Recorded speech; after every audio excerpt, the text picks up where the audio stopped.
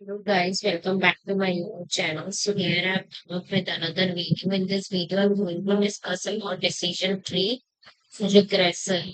It is also an algorithm which we use for our machine learning model. Its name is decision tree regression. हमने decision tree पहले वाले case में पढ़ा था, हमने classification के केस में कैसे होगा। अब हम देखेंगे कि रिग्रेशन के केस में कैसे वो क्या मैकेनिज्म होता है डिसीजन ट्री का और वो कैसे होता है। Okay, for example we have a column of experience, we have a data set like this, we have column of experience, gap, and then salary. Okay, so I'm writing it here. To yes, and then for salary is focusing, and then here I'm writing as 2.5. Yes, and then here I'm writing 42. ठीक है, तो इस हिसाब से हम बनाएंगे। उसके बाद थ्री, उसके बाद नो 52। ठीक है, तो ये सेट है। फोर्थ में नो किया है हमने 60 और 4.5 and then yes and then 56। ठीक है, इस हिसाब से मेरे पास कॉलम है। So here experiment experience and gap are independent variable and salary is the dependent variable. ठीक है ना। तो इसमें let's suppose by default you have taken experiment column it was sending. So let's suppose हमने पहला feature में experience का चुन लिया, मतलब अपनी डिसीजन ट्री के नोट्स बनाने के लिए। और बाय डिफॉल्ट ही ये this experience column is an ascending column. इसको तो हम इस तरीके से सॉल्व करते हैं कुछ। तो हमने इसको लेस देन एंड टू को बेसिकली अपनी रूट नोड ले लिया है। लेस देन एंड टू को हमने अपनी क्या ले लिया है, रूट नोड। उसके बाद less than and 2 years of experience किसी का है और किसी का नहीं है। Some are yes and some are no. तो यस, यस के केस में इसमें हमारे पास yes we have only one salary which is 40K, and in the case of no, it is we have the salary 42K, 52K, 60K, and 56K। और no के case में हमारे पास ये सब सैलरी है। ठीक है ना। ऐसे हमने सेकंड वाली वैल्यू केस में 2.5, तो मैं उसका भी थोड़ा चार्ट बनाऊंगी इस तरीके से। वे हमारा एक चार्ट तो ये बन गया less than and equals to 2। So now let me just delete this. इसके बाद हम यहाँ बनाएंगे वन मोर। ठीक है, मतलब दो नोट्स में कैसे डिफरेंशिएट करेंगे कि मैं कौन सी नोट को सिलेक्ट करूं। ये जैसे इसमें एक पर्टिकुलर फीचर को सिलेक्ट करते हैं, जैसे एक्सपेरिमेंटल गैप जैसे टू फीचर। इसमें हमने एक ही फीचर पकड़ा, we have picked only one feature. इसकी मैं दो वैल्यूज, इस तरीके से मैं इसकी और वैल्यूज भी ले सकती हूँ, पर मैंने सिर्फ दो वैल्यूज भी, और इस हिसाब से मैं इसमें चार्ट क्लिक कर रही हूँ। डिफरेंस है मतलब बेसिकली क्लासिफिकेशन और रिग्रेशन वाली। तो मैं less than and equals to वाली लिया। अब उसके बाद I will split by using less than and equals to 2.5। Now this become my root node. So इसके दो आंसर हो सकते हैं, first is yes and second is if it is less than and equals to 2.5। तो इसमें मेरे कितने आ रहे हैं, no। इसमें मेरा बस like only two are coming in this 40 and 49, and बाकी के सारे like 52, 60 and 56 these are coming under this one। Got it?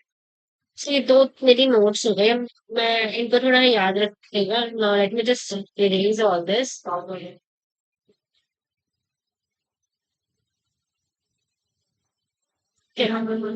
हम थोड़ा इरेज कर सकते हैं। डेटा सेट की हमें बाद में भी जरूरत पड़ेगी, इसलिए I am not erasing that.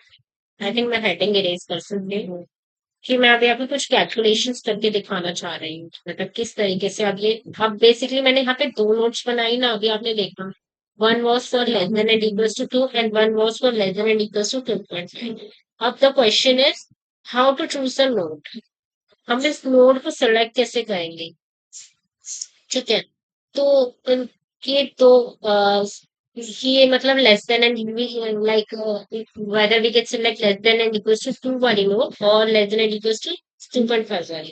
So classification के केस में तो हम जब इसमें ये फीचर सिलेक्शन करते हैं इसमें हम बेसिकली रोज की वैल्यूज लेके नोड बनाते हैं, इन्हीं का सिलेक्शन करते हैं. तो क्लासिफिकेशन में तो हमारे कंसेप्ट थे एंट्रोपी के, इंफॉर्मेशन गेम के, मीन प्योरिटी के. बट रिग्रेशन के केस में we have the concept of variance reduction, और जिसके भी कोरस्पॉन्डिंग वेरिएंस रिडक्शन ज्यादा आएगा वो हमारी उस नोड को हम सेलेक्ट करेंगे. इसमें हम क्या कैलकुलेट करते हैं?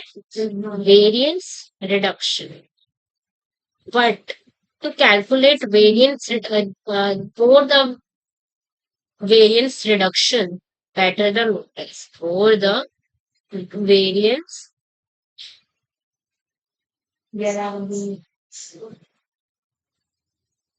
reduction,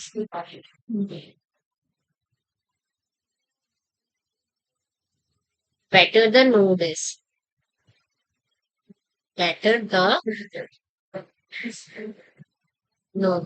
जितनी ज्यादा मतलब मेरा वेरिएंस रिडक्शन होगा उतनी ज्यादा बेटर जो होगी ना वो मेरी नोड होगी. Basically, that's what I'm telling you. The more the better the variance reduction, better the node is. So regression के केस में हम variance reduction यूज करते हैं. And to calculate variance reduction, first we need to calculate the variance. To calculate variance reduction, first we need to calculate the variance. To calculate variance reduction,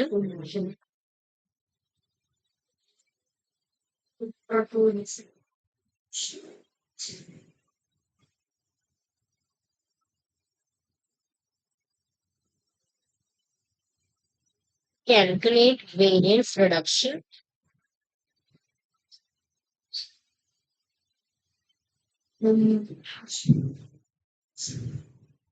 First, we need to calculate the variance. First, we need to calculate the variance of each two.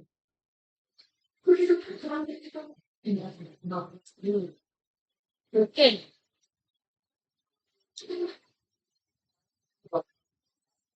So let me just remove all this. मैं आपको पहले variance calculate दिखाऊंगी. एक तो less than and equal to 2 वाली node का, उसके बाद मैं आपको less than and equal to 2.5 का वाली नोट का वेरिएंस कैलकुलेट करके दिखाऊंगी. उसके बाद variance reduction separate corresponding. So in this way we will see. Okay, this way we will see.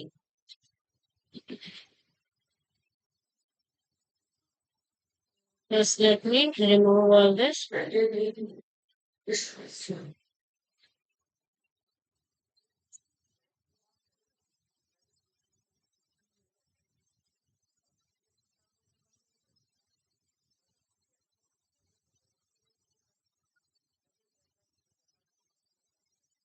ठीक है ना. अब मैं पहले आपको वेरिएंस का फॉर्मूला बता देती हूँ क्या होती है.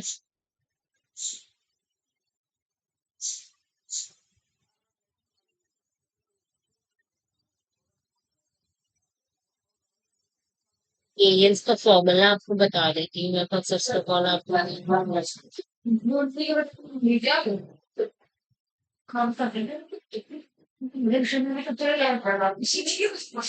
वेरिएंस का फंक्शन कहते हैं मेरा 1/n summation of y is equals to 1 y minus y mean का बेसिकली कुछ कुछ मेरा मीन स्क्वायर वाले फॉर्मूला रहता है ना, इसमें बस वाई आई माइनस वाई आई हैट माइनस वाई आई होता है. इसमें होता है मेरा वाई माइनस वाई बार मतलब मीन. ठीक है, तो ये है मेरा वेरिएंस का फॉर्मूला.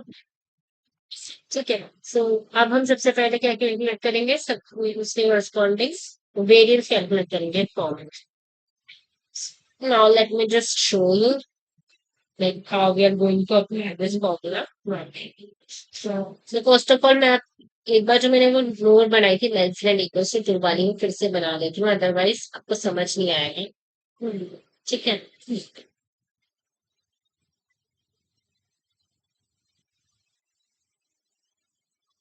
फर्स्ट ऑफ ऑल मैं वो बना लेती हूँ। तो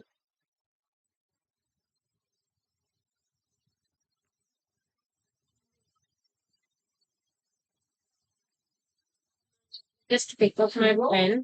फॉर एग्जाम्पल मैं एक बार आपको यहाँ पे फिर से बस स्प्लिट बना के दिखा रही हूँ, ठीक है guys. Less than and equals to two, ये वाली। इसमें हमारे जैसे ऐसे डेटा पॉइंट्स थे ना, 40 के था,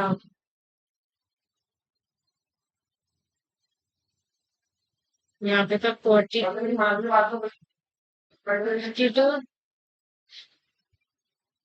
16 एंड देन 50। और इसके ऊपर मतलब सारे पॉइंट्स होंगे लाइक 40, 42, 52, 16 एंड देन 56। ठीक है, या तो इसका आंसर यस में आएगा तो या नोड में आएगा। अब हम वेरिएंस कैलकुलेट करेंगे। सबसे पहले तो हम वेरिएंस कैलकुलेट करेंगे। रूट नोड, ये क्या है, मेरी रूट नोड है, और ये दोनों क्या है, मेरी child. This is my root node and this is my child node, this is my child one and this is my child. तो सबसे पहले तो मैं मेरे को वेरिएंस कैलकुलेट करना होगा अपनी रूट नोड का। तो वो मैं कैसे कैलकुलेट करूंगी? First I calculate the variance of my root node. वो होगा मेरे पास 1 अपॉन में एन। यही था ना फॉर्मूला, 1 अपॉन में एन थोड़ा मीन स्क्वायर है, जैसे अपन तो फिर 5 इंटू 40 माइनस मीन ना, मैं इसका निकालती हूँ standard economy. So let's suppose हमारा मीन आया है समवॉट लाइक,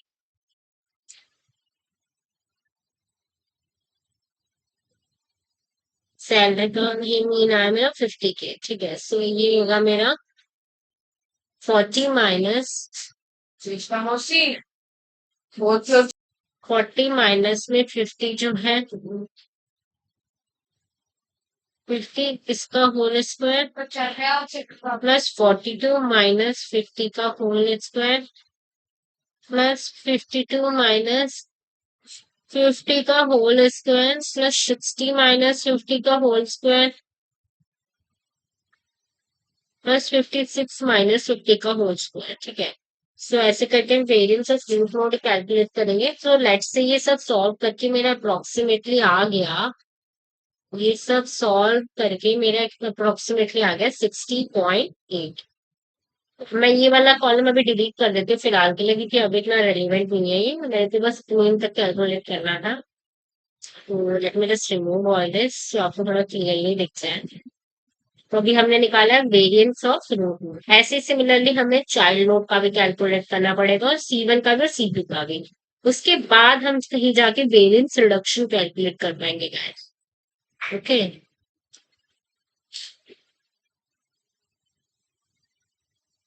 सो ये सब हो गया। उसके बाद जो है मैं करूंगी वेरिएंस ऑफ C1 को कैलकुलेट। ठीक है, after this I'll calculate the variance of C1। ये क्या होगा मेरा 1/1 40 माइनस 50 का होल स्क्वायर। तो ये क्या आ जाएगा मेरा, ये आ जाएगा मेरा, this will come as 100। Okay, after that मैं कैलकुलेट करूंगी मेरा वेरिएंस ऑफ C2। ये क्या आ जाएगा मेरा, 1/1 2 3 4 4 डेटा पॉइंट्स, और उसके बाद 42 माइनस 50 का होल स्क्वायर प्लस 52 माइनस 50 का होल स्क्वायर प्लस 60 माइनस 50 का होल स्क्वायर प्लस 50 माइनस 50 का होल स्क्वायर। इस तरीके से आई कैलकुलेट। सो ये अप्रोक्सीमेटली सपोज करो सॉल्व करके आ गया मेरा 51। ठीक है, अब मेरा सब निकल गया। फर्स्ट वाले के कॉरेस्पॉन्डिंग आया 60.8, इसके कॉरेस्पॉन्डिंग आया मेरा 100, और इसके कॉरेस्पॉन्डिंग मेरा आ गया है 51। ठीक है, अब मैं कर पाऊंगी variance reduction loops. Late me just show you this variance reduction, ये क्या होता है। ठीक है, वेरिएंस रिडक्शन दिखाऊंगी मैं आप लोगों को।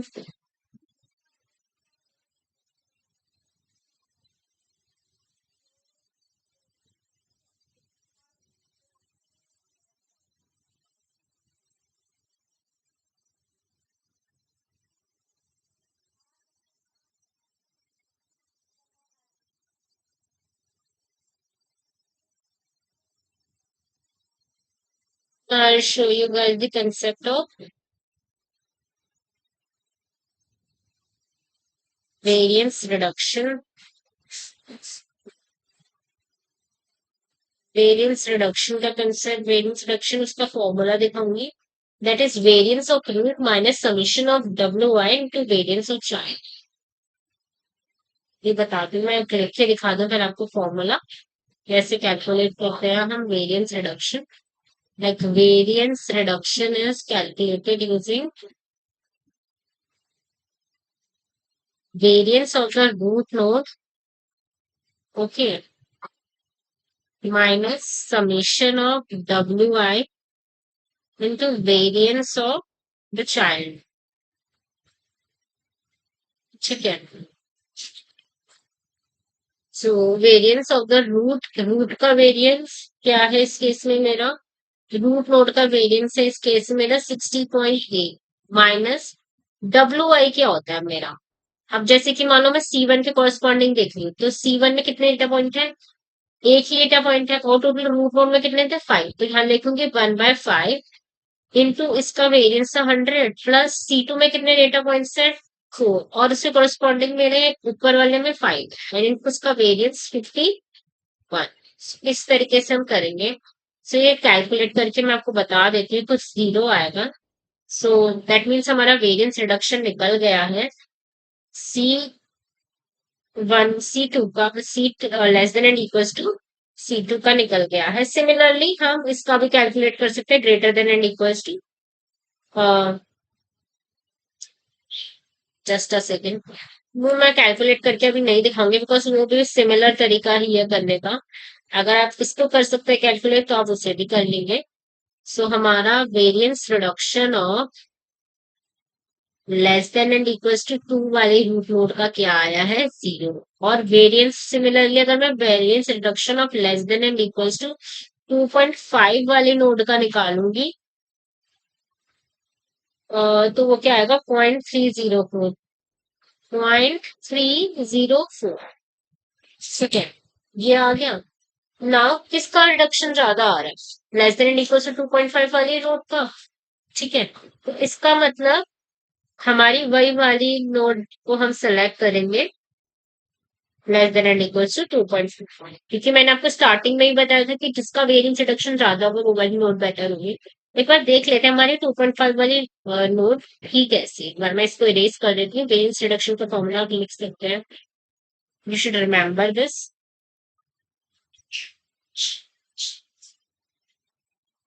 ये मैं हटा रही हूँ अभी, ये जो मैंने फॉर्मूला लिखा है, I'm removing all this।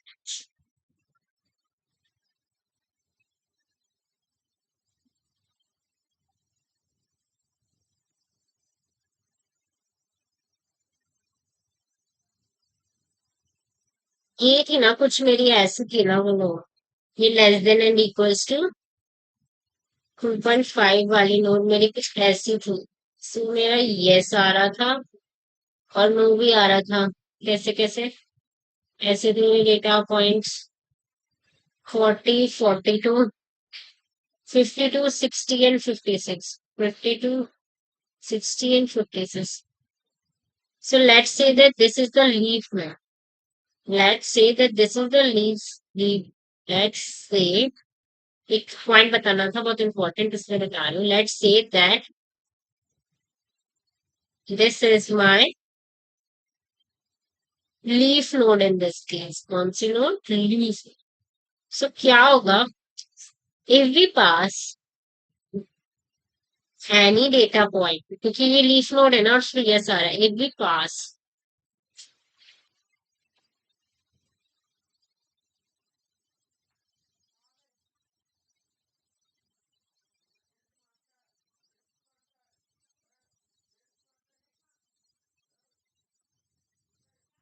if we pass any data point less than and equals to 2.5, then the value of the data point will be, then the value of the data point will be average of 40 and 42. So let's say इस case में वो आ गई 41. So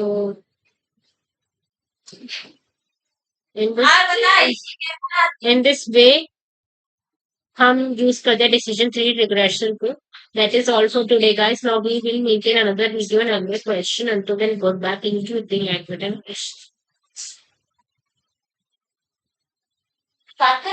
Please do click like button. Please share the video as much as possible and please subscribe to my channel. Thanks. Thanks everyone.